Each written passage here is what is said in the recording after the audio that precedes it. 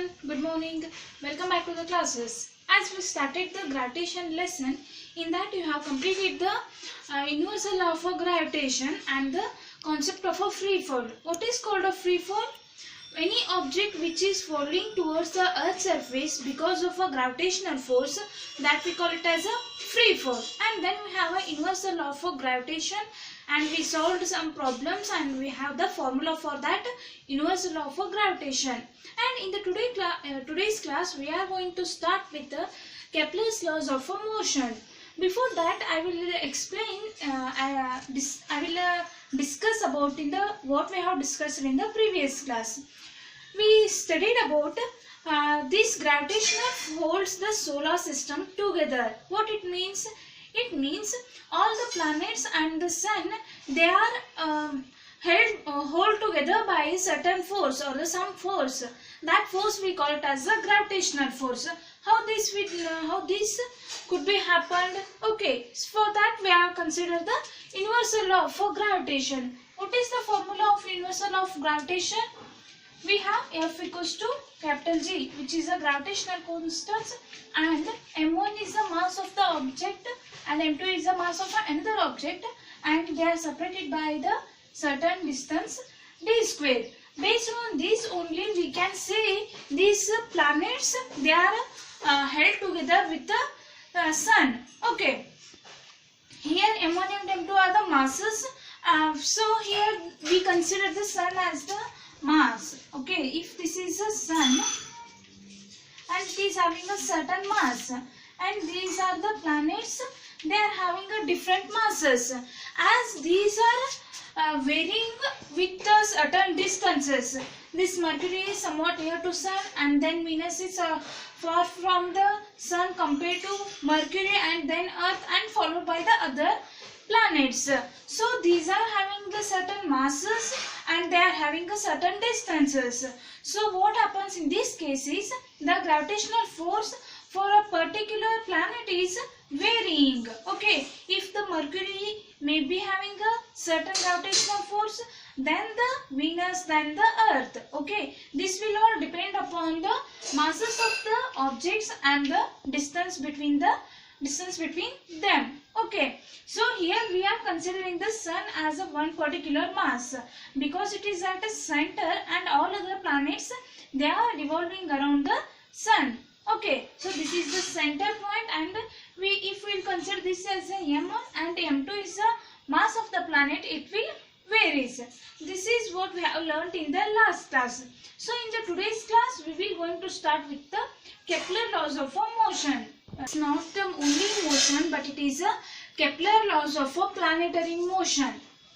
Okay, because John Kepler in 16th century, he was gives the laws based on the planet's motion. That's why these laws are called as a laws of a planetary motion. There are three main laws in this concept. The first law is, so the Kepler's first law states that the planets move in an elliptical orbit around the sun, with the sun at one of the two foci of the elliptical orbit. It means the planets, they are moving around the sun. Okay, so here what?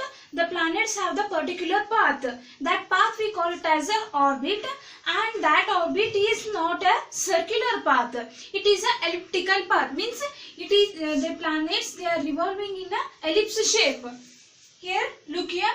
This is the planet and this is the sun. They are revolving around the sun in an elliptical orbit. Means their path is like an ellipse. So here this is that the planets move in an elliptical orbit, and they continue that sun is at one of the foci. Okay, here there are two foci. Here it is a one focus, here it is a one focus.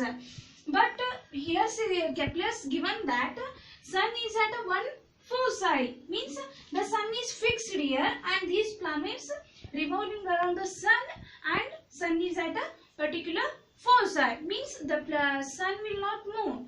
It is a stationary in position, and all the planets, they are revolving around the sun. Okay, you got that?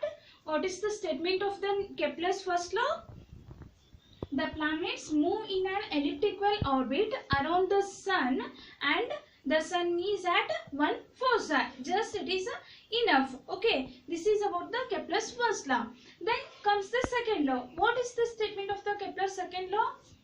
Here, each of the planet revolve around the sun in such a way that the line joining the point to the sun sweeps over equal areas in equal interval of time. Okay. From the what Kepler's first law of planetary motion, you know that the planets revolve around the sun in an elliptical orbit, right? So when during the elliptical orbit, their motion is like a ellipse. Here what the planet to cover a particular distance, it requires a short interval of a time or any particular interval of a time, right? Okay, I will consider the two positions here. From position A to B, the planet is moving, and the same planets that is moving the position A dash to B dash. The distance covered by the planet B, A to B is x, and the distance covered by that same planet from A dash to B dash is y. Okay, here the planet how much time requires and how much area is covered, that is same and exact that of the position y, and the time interval is also same. It means that the whole this elliptical orbit covered by the planet is same and the time interval will be same here. Okay, in this case what happens, the areas covered by the planet means whatever the area it covers is same throughout the elliptical orbit, and the time interval will be also same. It does not changes. For example, the earth requires 365 days to revolve around the sun. Does it changes any year? No, it remains the same. Means there is no change in the days of the planet. Means there is no change in the time interval of the planet, but except leap year. Okay, in that case we have a February 29 days. In that case means in there only it will remains the same. Every 4 years there will be one day extra, but it does not changes. It shows that the interval of a time required to the planet is same. It does not changes. Okay, for the motion of the planets. This is the Kepler's second law of a planetary motion. It is a one condition, that is the planets they are moving in an elliptical orbit. You can ask me the question, or the question is here the position of the sun is matters. Okay, the planet which is near to the sun means during the cover of this position, the time required for the planet is fast. Means it the planet will move faster when it is closer to a sun. Means during this position the motion of the planet is faster when it is away from the sun. Means during the position, during this time of a position to cover this distance, the it will take us slower. Means when it is further from the sun, it will move slowly. If it is nearer to sun, it moves very faster, and it will move slow when it is further from the sun. If the planet will move with a constant speed only when if the planet is moving in a circular path. Okay. If the revolution of the planets around the sun is in a circular orbit, then they may be move with a constant speed. But during this elliptical orbit, they will not move with a constant speed. If they nearer to sun, they move very faster, and when they further from the sun, they move very slowly. So it is also matters when they are nearer to sun and further from the sun. This is all about Kepler's second law, and the next is Kepler's third law of planetary motion. Kepler's third law, it states that the cube of the mean distance of a planet from the sun is directly proportional to the square of the time it takes to move around the sun. That is, r cube is proportional to t square. Okay, it means that the cube of this distance